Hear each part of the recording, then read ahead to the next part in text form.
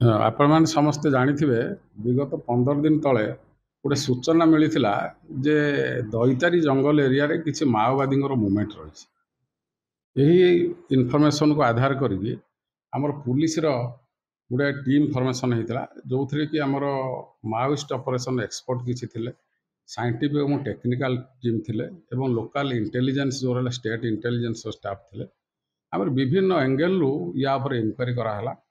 ସେଥିରେ ଜଙ୍ଗଲ ଭିତରେ ରହିଛି 55ଟି ଟ୍ରାପ୍ କ୍ୟାମେରା ସିସିଟିଭି ଯେଉଁ ରହିଛି ତାକୁ ମଧ୍ୟ ଭେରିଫାଏ କରାହେଲା। ସାଇଣ୍ଟିଫିକ୍ ଏଙ୍ଗଲରୁ ବିଭିନ୍ନ ପ୍ରକାର ଆମ ଯେଉଁଠି ସନ୍ଦେହ ଯେଉଁ ଲୋକଙ୍କ ଉପରେ ଆସୁଥିଲା ତାଙ୍କର ମୋବାଇଲ ଏବଂ ଅନ୍ୟ କିଛି ଜିନିଷକୁ ଆମେ ଲୋକାଲ ଭେରିଫିକେସନ୍ ସବୁ କଲୁ।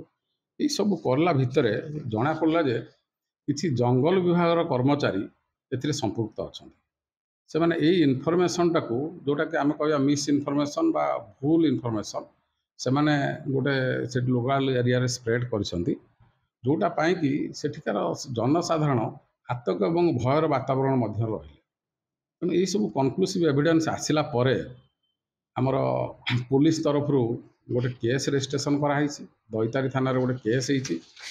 ସେ କେସ୍ ନମ୍ବରଟି ହେଲା 31/2025, ସେକ୍ସନ୍ ହେଉଛି 353(1)B, 217 ଏବଂ 35, ଯେଉଁଟାକି 34 ଆଗରୁ ଥିଲା।